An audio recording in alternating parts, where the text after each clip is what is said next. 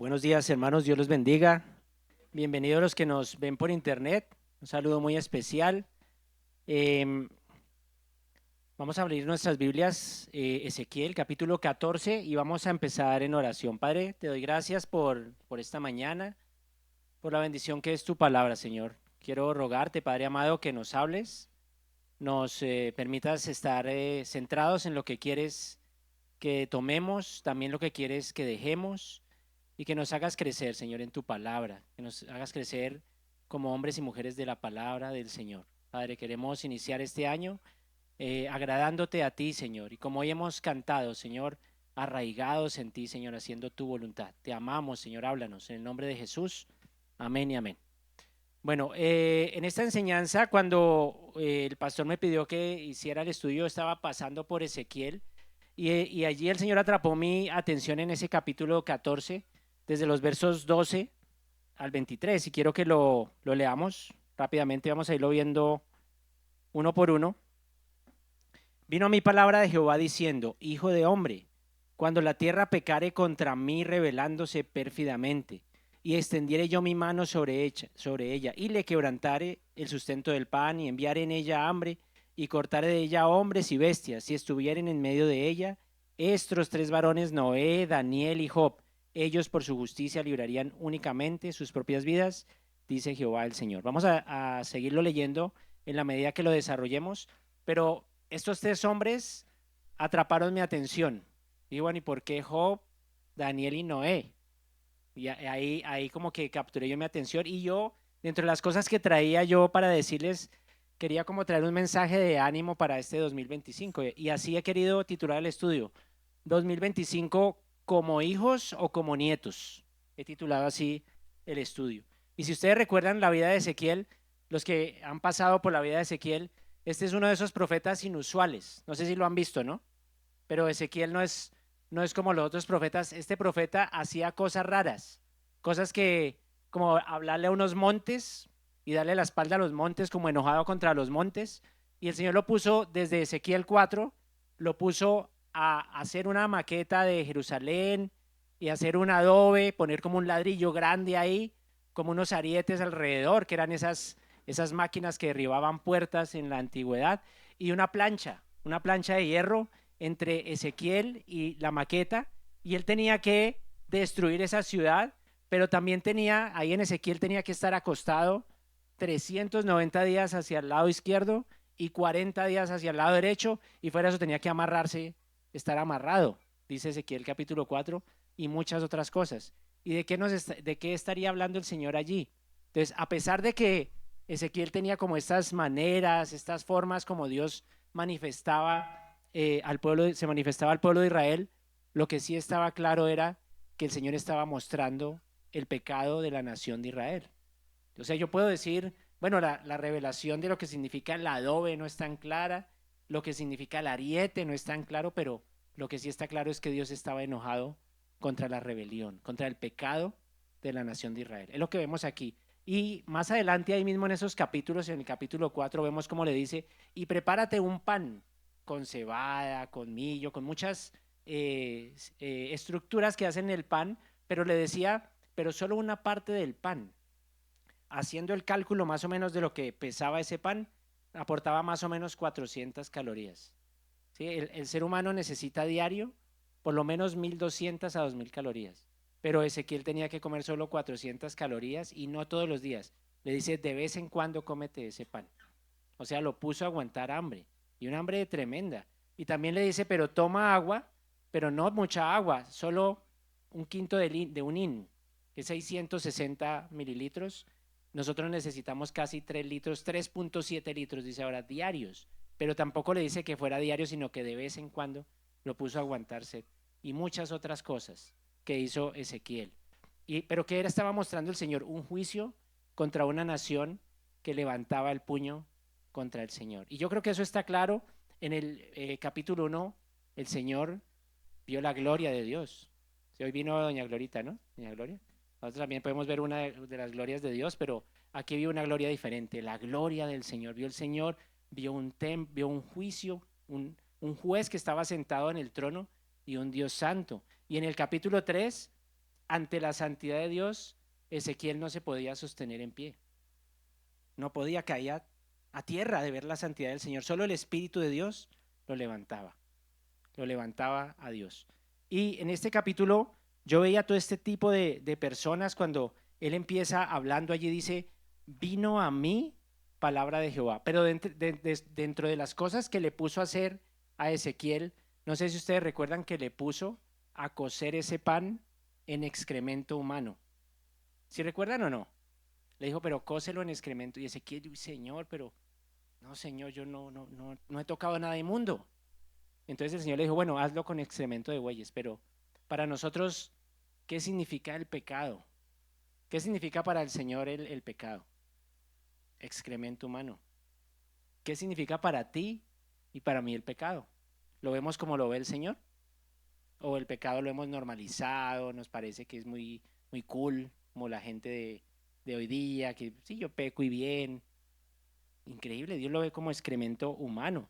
La especie humana produce más de 350 millones de toneladas de excremento al año, una cantidad que podría llenar 140.000 piscinas olímpicas.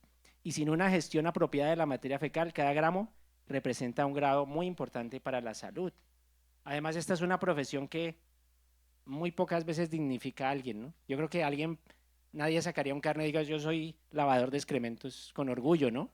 O sea, uno como que dice, no, pues yo sanitario, ¿no? Como que parte sanitaria, porque esto no enorgullece a nadie, se necesita y es muy honrosa la profesión, pero en realidad el excremento humano no, así es como Dios ve el pecado. ¿Cómo estás viendo tú y yo el pecado? ¿Será que lo vemos de esta manera? ¿Pero qué estaba advirtiendo el Señor a la nación de Israel? El pecado de esa nación. Por eso les advertía de un juicio. En el capítulo 4, verso 10 le dice, he quebrantado el sustento del pan y comerá el pan por peso con angustia y beberán agua por medida con espanto. Y otras muchas cosas, una navaja que se pasó por la cabeza y la barba, el rostro contra los montes en el verso 6, hasta que llegamos a este capítulo 14. Y ahí empieza hablándole a Ezequiel y le dice, hijo de hombre, cuando la tierra, vino a mí palabra de Jehová diciendo, hijo de hombre. Y noten el enlace entre Dios hablando al hombre y hablándole al hijo de hombre. ¿Qué significa la palabra hijo de hombre? Hijo de hombre es humanidad. O sea, Dios le está hablando a un hombre. Jesucristo se presentó más de 80 veces en el Nuevo Testamento como el Hijo del Hombre, mostrando que también era Dios y hombre al mismo tiempo. Pero aquí lo que nos muestra este inicio es que la palabra de Dios es para todo hombre. Ustedes han escuchado eso que no lea la Biblia porque se puede volver loco. ¿Sí les han dicho eso? No es mejor que no toque la Biblia porque algo le pasa a su... No, mire, la palabra de Dios, o yo no leo eso porque no entiendo. No, los niños entienden el mensaje de la palabra del Señor. Y por eso le dice, vino palabra a un hombre, como decían los chifladitos, como tú o como yo, a cualquier hombre, igual que usted y yo. La Biblia es para todos, hecho para todo ser humano. Y de eso hablaba allí, y esa es la aplicación. Toda la humanidad tiene a su disposición la palabra con la capacidad de entenderla y obedecerla. Toda la humanidad. Pero también le dice ahí en el verso 13, le dice, cuando la tierra pecare contra mí, rebelándose pérfidamente. El vocablo tierra aquí se refiere a una nación, una persona, el mundo entero. Y la palabra pérfidamente se refiere el que actúa encubiertamente o traicioneramente. Yo no sé si usted recuerda cómo se clasifica el pecado, ¿no? Pero el pecado tiene unas categorías. La primera categoría del pecado es que usted peca, va en contra de Dios, pero no es consciente de ello. Y tal vez el ejemplo es cuando usted va conduciendo a 50, pero se encuentra más adelante con un letrero de máxima velocidad que dice 30. ¿Qué debe hacer usted? Bajar velocidad, pero usted iba pecando. Lo que pasa es que no era consciente de ello. Luego viene la transgresión, y es que después de que usted ve el letrero, usted decide continuar a la misma velocidad. Usted está transgrediendo la ley. Está pecando voluntariamente. Pero luego viene la iniquidad. Y es que además de que usted voluntariamente decidió continuar, el policía de tránsito lo paró y usted se hizo el loco. Usted volteó para otro lado y siguió a 60. Ahí usted ya cometió iniquidad. pero la rebeldía es contra Dios. La rebeldía es que usted, conociendo la palabra, conociendo las leyes de Dios, decide desobedecerlo y actúa pérfidamente, es decir, encubiertamente. Es muy difícil encontrar a alguien que abiertamente se declare lo que es o lo que tiene en su corazón. Se ha hecho experto en engañar hombres, pero nunca al Señor. Y ese es lo que estaba pasando en la nación de Israel. De hecho, si ustedes revisan desde el versículo 1 hasta el versículo 11 de este capítulo 14, ¿a quién les está hablando? A los ancianos de Israel. Dice que se acercaron a Ezequiel a preguntarle por Dios. Y el Señor dice, ¿a preguntarle por mí? Diles que son idólatras. Diles que están rebelándose en contra mía y de mí no quieren nada. No les hablaré. Era una nación que levantaba el puño contra el Señor en rebeldía. Y no sé si se les está pareciendo mucho a lo que estamos viviendo actualmente. El mundo actual, que ha levantado el puño en contra del Señor. Y notemos algunas características de la rebeldía. Ahí en el verso 13 dice, cuando la tierra pecare contra mí. ¿Contra quién es el pecado? Contra Dios. Muchas veces ofendo a otro, pero yo estoy pecando contra Dios. ¿Quién lo entendió? El rey David, en el Salmo 51. Oh Señor, contra ti, solo contra ti he pecado. El pecado es contra Dios. Pero el pecado también nos dice ahí, en el versículo 13, revelándose pérfidamente. El pecado es voluntario. Usted decide qué hace con la palabra de Dios, si la obedece o la desobedece. Dios no tiene nada que ver en eso. Mucha gente culpa a Dios. Cita doctrinas donde hacen a Dios malo. La Biblia no muestra esto. La Biblia muestra un Dios bueno, que incluso se deleita en dar misericordia. Dice Miqueas 7:18. Y si usted termina de leer este capítulo de Ezequiel, en el versículo 32 del verso 18 dice, yo no quiero la muerte del que muere, sino que se arrepienta, que se convierta, dice el Señor. O sea que no diga que Dios es malo. Si el pecado, si usted comete pecado y persiste en el pecado, es voluntario, es su decisión. Hay una decisión ahí de por medio, pero el pecado demanda juicio. Es lo que nos muestra aquí la palabra. ¿Sí? Dice, lo que sigue diciendo ahí en el versículo 13, revelándose pérfidamente, y extendiere yo mi mano sobre ella y le quebrantare el sustento del pan. Empezó un juicio contra el pecado. ¿Se ha escuchado esa palabra? Dios odia el pecado, pero ama al pecador. No, miren, Dios odia el que practica el pecado, el que se revela a él. El hombre que está cometiendo pecado es enemigo de Dios. Pero él no quiere eso. Por eso envió a su hijo. Y de eso nos está hablando aquí Ezequiel. Pero también sigue diciendo o empieza un juicio.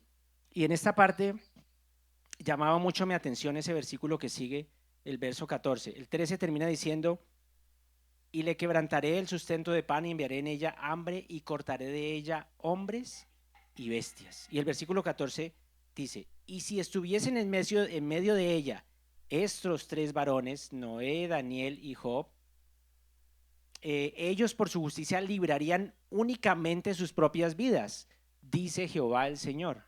Y yo pensaba, bueno, ¿por qué Noé, Job y Daniel? ¿Por qué no David, un hombre conforme al corazón de Dios? ¿Por qué no Moisés, el hombre más manso sobre la tierra? ¿Por qué no Abraham, el amigo de Dios? Si quiere saber la historia, porque estos tres hombres, no se duerma, se lo voy a decir al final. Manténgase despierto hasta el final. Pero hay una razón por la cual Dios escogió estos tres hombres y eso llamaba mi atención. Y note que Dios dice, ellos por su justicia librarían únicamente sus propias vidas, dice el Señor. ¿Será que estos eran superhombres? ¿O será que es muy difícil ser justificado por el Señor?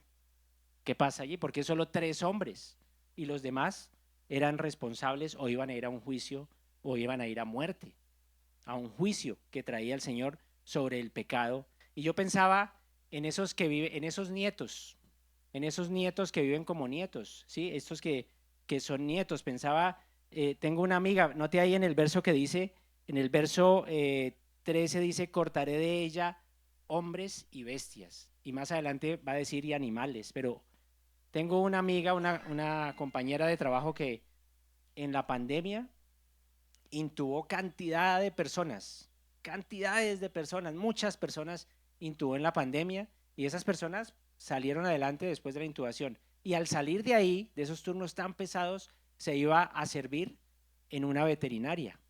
Tiene una veterinaria gigante donde recoge perritos de la calle y los rehabilita. ¡Wow! ¿Qué diría la gente? ¿Qué dice la gente en común con alguien así? Uf, se ganó el cielo. ¿Se han escuchado o no? Uy, sí, intubó un poco gente, salvó vidas humanas y fuera de eso salva animales y uy, no, usted se ganó el cielo. Pero ¿qué dice la palabra ahí en el verso 14? ¿Qué nos está diciendo ahí la palabra? Nos dice, si estuvieran en medio de ella estos tres varones, Noé, Daniel y Job, ellos por su justicia librarían únicamente sus propias vidas, dice Jehová el Señor. Ahora, ¿el Señor odia las buenas obras? Claro que no. Dios reconoce las buenas obras. El problema es que no es suficiente. Porque estos hombres eran justificados, tenían una justicia propia, por su justicia librarían únicamente. Verso 15, y si hiciese pasar bestias feroces por la tierra y la asolaren, y quedare desolada, de modo que no haya quien pase a causa de las fieras, y vuelven y aparecen estos tres varones, y estos tres varones estuviesen en medio de ella, vivo yo, dice Jehová el Señor, ni a sus hijos ni a sus hijas librarían, ellos solo serían librados y la tierra quedaría desolada. Y pensaba yo, ¿qué de aquellos nietos que viven como hijos? Ahí está hablando de los hijos de quién, de Noé, de Daniel y de Job, ¿sí? ¿Y qué de aquellos hijos de pastores, familiares de pastores, los que heredan un pastorado, los que vienen a la iglesia, los visitantes de cada 8 días o los visitantes de cada 3 meses que no se han entregado verdaderamente al Señor Jesucristo? ¿Qué de aquellos? Porque pues reclaman su derecho de hijos, pero son nietos, no se han entregado al Señor, no han rendido su vida, no han sido justificados por la justicia de Dios. ¿Qué pasa con ellos? Y contundentemente el verso 16 nos dice, y estos tres varones estuviesen en medio de ella, vivo yo, dice Jehová el Señor, ni a sus hijos ni a sus hijas librarían, ellos solo serían librados y la tierra quedaría desolada.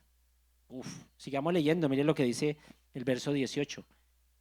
Y estos tres varones, 17, perdón.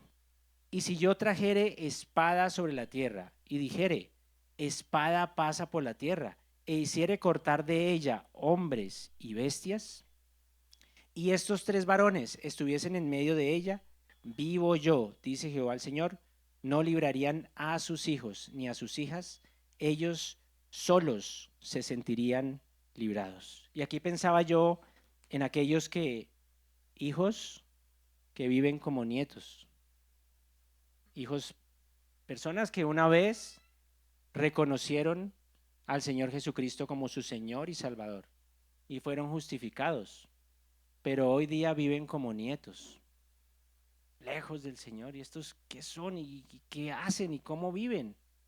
¿Y a quién representan? ¿Y qué pasa con ellos? Y quiero que miremos, ayudémonos un poco en lo que dice Ezequiel 18. Vayamos 4 capítulos más adelante y vamos a leer el primer grupito, que eran los nietos que viven como nietos. Leámoslo del 10 al 13, más de Ezequiel 18. Mas si engendrare hijo ladrón, derramador de sangre, o que haga alguna cosa de estas, y que no haga las otras, sino que comiere sobre los montes, o violare la mujer de su prójimo, al pobre y menesteroso oprimiere, cometiere robos, no devolviere la prenda, o alzare sus ojos a los ídolos, e hiciere abominación, prestaré a interés y tomaré usura. ¿Vivirá este? No vivirá. Todas estas abominaciones hizo, de cierto, morirá, su sangre será sobre él. Pero ¿qué de aquellos hijos que viven como nietos? Mire lo que dice desde el versículo 23, 24. de Ezequiel 18. Mas si el justo se apartare de su justicia y cometiere maldad, e hiciere conforme a todas las abominaciones que el impío hizo, ¿vivirá él? Ninguna de las justicias que hizo le serán tenidas en cuenta por su rebelión con que prevaricó, y por el pecado que cometió, por ello morirá. Tremendo esto. ¿Cuál es la conclusión, amigos y hermanos? El alma que pecare, morirá. El alma que pecare, morirá. Volvamos a Ezequiel, capítulo 14, y miremos lo que nos dice el verso 18. Y estos tres varones estuvieron en medio de ella, vivo yo, dice Jehová, el Señor, no librarían a sus hijos ni a sus hijas, solo ellos solo serían librados. Verso 19, o si enviare pestilencia sobre esta tierra y derramare mi ira sobre ella en sangre, para cortar de ella hombres y bestias. Verso 20, y estuviesen en medio de ella Noé, Daniel y Job, vivo yo, dice Jehová el Señor, no librarían a hijo ni a hija. Ellos, por su justicia, librarán solamente sus propias vidas. Y ahí les decía yo al principio, ¿por qué creo yo que el Señor escogió estos tres hombres? ¿Por qué no David? ¿Por qué no Enoc, el hombre que caminó? ¿Por qué estos hombres? Miren lo que dice, no vayan allá, simplemente lo voy a leer. Génesis 6:5 de la vida de Noé. Dice, y vio Jehová que la maldad de los hombres era mucha en la tierra, y que todo designio de los pensamientos del corazón de ellos era de continuo solamente el mal. ¿Les parece parecido? ¿Se les hace muy parecido a lo que estamos viviendo hoy en día? Claro que sí. Es exactamente lo mismo. El hombre haciendo leyes en contra de Dios, levantando el puño pérfidamente, y ni siquiera pérfidamente, directamente contra el Señor. Leyes que aprueban todo lo que Dios odia. Increíble lo que está pasando. Estos hombres estaban viviendo tiempos peligrosos, tiempos muy parecidos a los que estamos viviendo nosotros en este momento. Increíble. Daniel, miren lo que dice Daniel 9:27, no vayan allá. Y por otra semana confirmará el pacto con muchos a la mitad de la semana. Hará cesar el sacrificio y la ofrenda. Después, con la muchedumbre de las abominaciones, vendrá el desolador hasta que venga la consumación y lo que está determinado se derrame sobre el desolador. En otra traducción dice, como punto culminante de todos sus terribles actos, colocará un objeto sacrílego a causa de su profanación. Está hablando de la abominación desoladora del anticristo que viene pronto, en la mitad de las 7 semanas de juicio sobre la nación. Pero, ¿qué está haciendo la humanidad en este momento? Caminando completamente en contra de Dios, acumulando una cantidad de actos abominables, y la culminación de ese acto abominable va a ser la ofensa más grande a Dios, y es declararse Dios en el templo mismo del anticristo. Tremendo todo lo que está pasando allí. Y son estos tiempos, amigos y hermanos y persona que nos escucha, son estos tiempos los que estamos viviendo, y eran tiempos en los cuales Dios puso como testigos a estos tres varones. ¿Y qué les parece Job? En el capítulo 38, verso 22. ¿Has entrado tú en los tesoros de la nieve o has visto los tesoros del granizo? Verso 23. ¿Que tengo reservados para el tiempo de angustia? Muchos dicen que a esa palabra se refiere también a los tiempos de la tribulación y la gran tribulación, estos tiempos de gran angustia. Se refiere a eso. Y si recuerdan el capítulo de Job, Dios estaba respondiéndole a Job el reclamo que él le hizo. Y el Señor le decía a Job, ¿y dónde estabas tú cuando yo hice los cielos y la tierra, cuando puse límites al mar? Y luego le termina diciendo acá, ¿has entrado en los tesoros del granizo que tengo reservados para el tiempo de angustia, para el día de la guerra y la batalla? Todo esto le mostró el Señor. Escogió estos tres testigos, yo creo, que estaban viviendo épocas de el juicio que viene sobre el pecado del mundo. Ahora, ¿se cumplió este juicio sobre Israel, sobre Jerusalén? Absolutamente. Vino Babilonia por Nabucodonosor y destruyó Israel con todo y templo en manos de el capitán Nabuzaradán. Acabó con Israel. Ocurrió el juicio. Eso se cumplió, pero hay algo que no se ha cumplido aún: el juicio sobre el pecado del mundo. El juicio no se va a detener. La palabra no va a cambiar. El juicio va adelante, porque Dios aborrece el pecado. Y eso tenemos que entenderlo. ¿En qué valía tienes tú la palabra del Señor? ¿Cuál es tu rasero para tomar decisiones? ¿Qué guía tu vida? ¿Las noticias? Yo conocí cristianos que le decía, pero la palabra dice esto, y la respuesta, pero esta mañana Julio Sánchez Cristo nos dijo, wow, le cree más a Julio Sánchez Cristo que a la palabra. Cristianos, ¿en qué valía tenemos la palabra? En realidad yo creo que lo que está ahí va a suceder. El juicio de Dios ocurrirá absolutamente. Sobre Israel ocurrió, sobre la humanidad va a ocurrir. Y no solo eso, sino que hay un juicio para todo aquel que no ha recibido a Cristo Jesús, nuestro Señor. Eso es una realidad. Aquel que no ha sido justificado por el Señor, que no se ha arrepentido, que no ha tomado la decisión de dejar sus pecados, de dar la vuelta a sus pecados e ir a la obediencia de nuestro Señor Jesucristo, viene un juicio. Y la responsabilidad es individual. Es el juicio del gran trono blanco de Apocalipsis.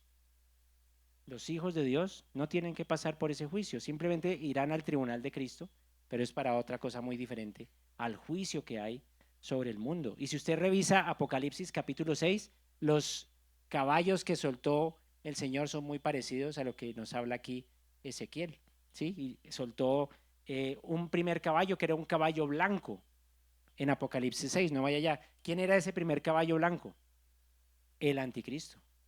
El espíritu del anticristo ya está trabajando aquí en este mundo, trayendo cosas abominables en contra del Señor. Luego soltó un caballo bermejo que era hambre, miseria. ¿Qué está pasando en el mundo? ¿Cómo empezaron las noticias del 2025? Guerras, hambre, hambruna en el mundo. Luego un caballo que trajo injusticia, miseria. Los precios de las cosas como están ahora. Luego trajo bestias feroces. Es un juicio muy parecido. Viene ese juicio sobre aquel que no ha recibido, que no ha sido justificado por nuestro Señor Jesucristo. Así que todo ser humano va a enfrentar un juicio delante del Señor. Dice la palabra en Hebreos 9:27, y de la manera que está establecido para los hombres, que mueran una sola vez y después de esto, el juicio. Eso dice la palabra del Señor. Esa es una responsabilidad personal. Ahora, en otras ocasiones, cuando Dios involucra a esos tres testigos de los versos 14, 16, 18 y 20, hay muchas palabras o hay unas palabras que deben llamar nuestra atención. Una es que Dios nos dice Jehová el Señor. Otra dice, vivo yo. El Señor está trayendo por certeza que lo que está escrito en su palabra se va a cumplir. ¿En qué valía tengo yo la palabra del Señor? ¿En cuánta estima tengo la palabra del Señor? ¿Soy un hombre o una mujer de la palabra? ¿Es claro para mí que Dios habla a través de su palabra? ¿Está claro eso o no? Yo siempre le hago a los niños un ejercicio, y es que cuando tengo la oportunidad de enseñar a los niños, les pregunto, ¿cuándo fue la última vez que Dios te habló? Y uno me dice, como el domingo en un sueño. Y otro me dice, uy, no, esta mañana por ahí yo sentí que Dios me habló. Digo, no, mira, Dios te está hablando en este momento por medio de su palabra. La última vez que Dios te habló es ahorita te está hablando Dios por medio de su palabra. Lo tengo claro en mi corazón. Dios habla al hombre a través de su palabra. Se está cumpliendo. Todo esto se cumplió. La palabra es viva y eficaz. Nos dice Hebreos, es viva y eficaz. 4, 12 y 13. Pero avancemos en Ezequiel capítulo 14. Dice allí el verso 21.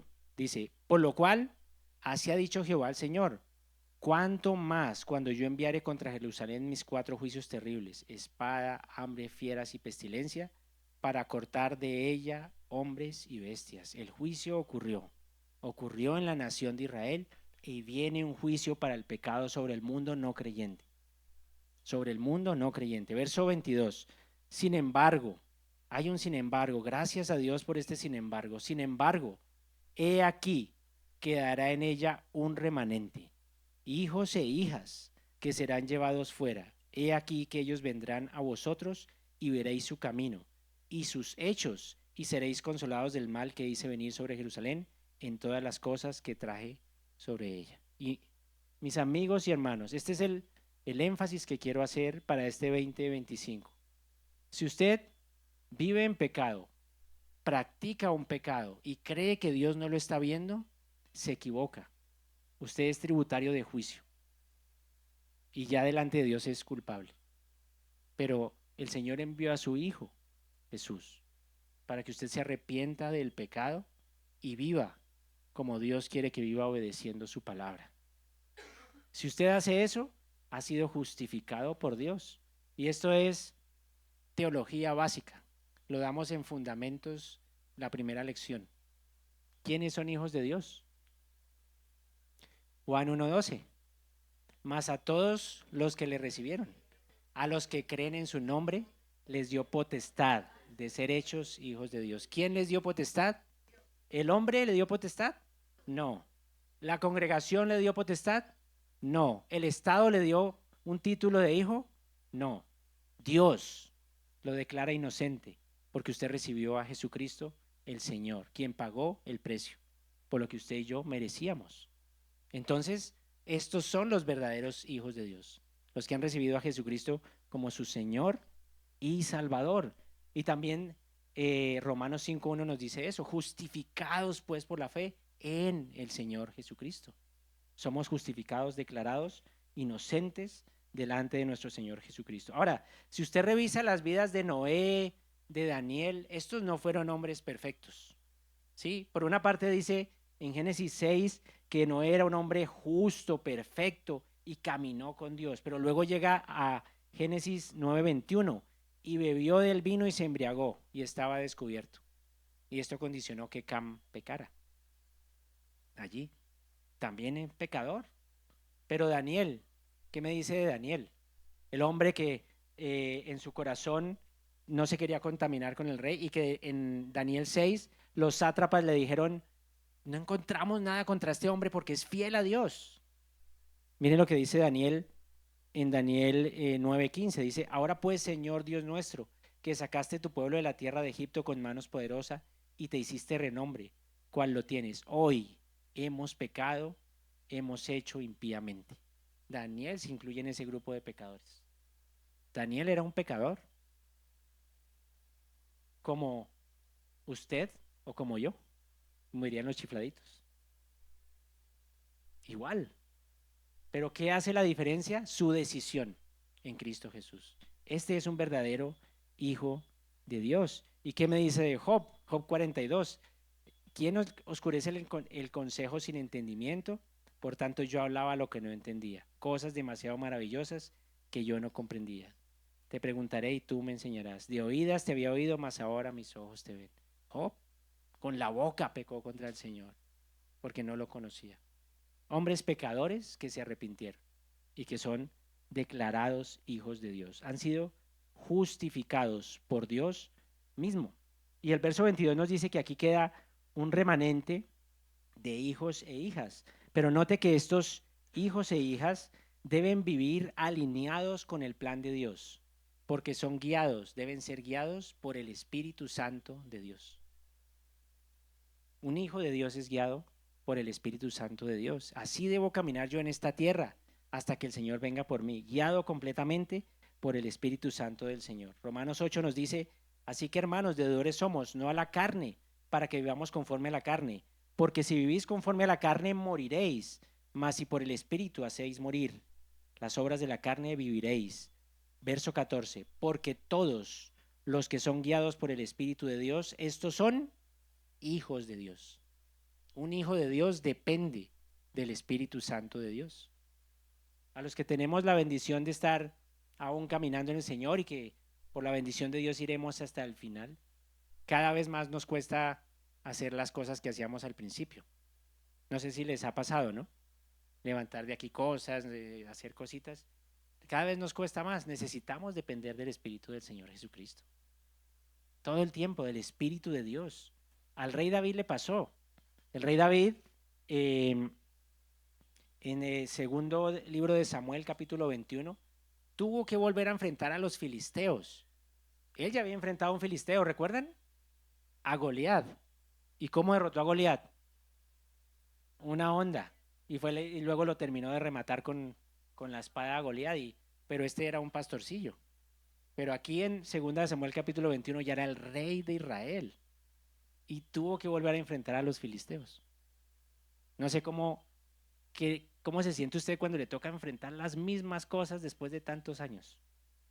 Pero está usted en las mismas y otra vez, y las personas con lo mismo, y las mismas situaciones, y usted puede asumir dos conductas. Una, o dice, eso ya lo sé hacer, eso ya lo sé hacer, yo ya sé hacer esas cosas. O la otra es, se desanima, yo no quiero estar más en la obra del Señor. Pero ¿qué pasó en esta ocasión? Abisaí vino y defendió a David de una manera diferente.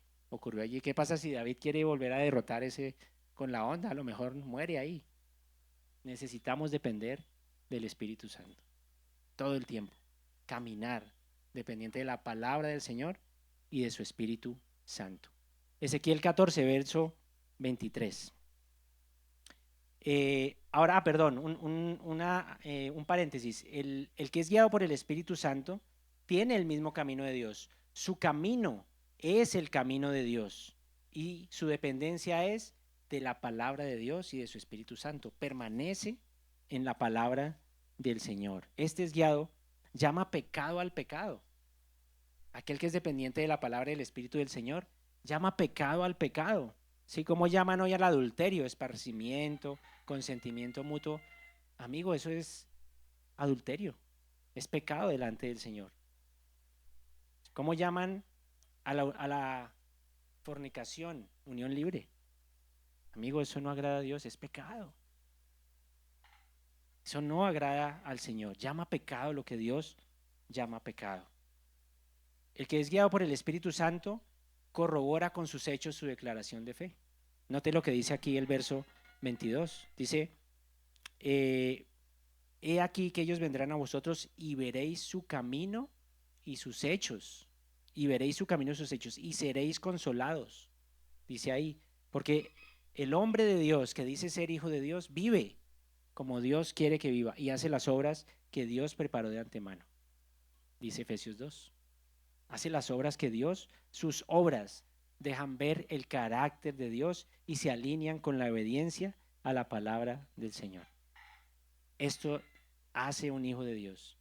Y esto es lo que quiero animarlos y animarme a que este 2025 iniciemos, tomemos todo lo que Dios nos da, hermanos. Amemos nuestra iglesia que ama la palabra. Estemos involucrados en todo lo que tiene la iglesia para nosotros. Va a empezar un programa de lectura de la Biblia, qué bendición. Navegantes 1, Navegantes 2, Global Action. Hermanos, tenemos todo para crecer y estar arraigados, que fue nuestra oración inicial al Señor. Depender del Espíritu Santo del Señor. Ser hijos de Dios. Y en el verso 23 nos dice, y os consolarán cuando viereis su camino y sus hechos, y conoceréis que no sin causa hice todo lo que he hecho en ella, dice Jehová el Señor. El Hijo de Dios trae consuelo a un mundo caído.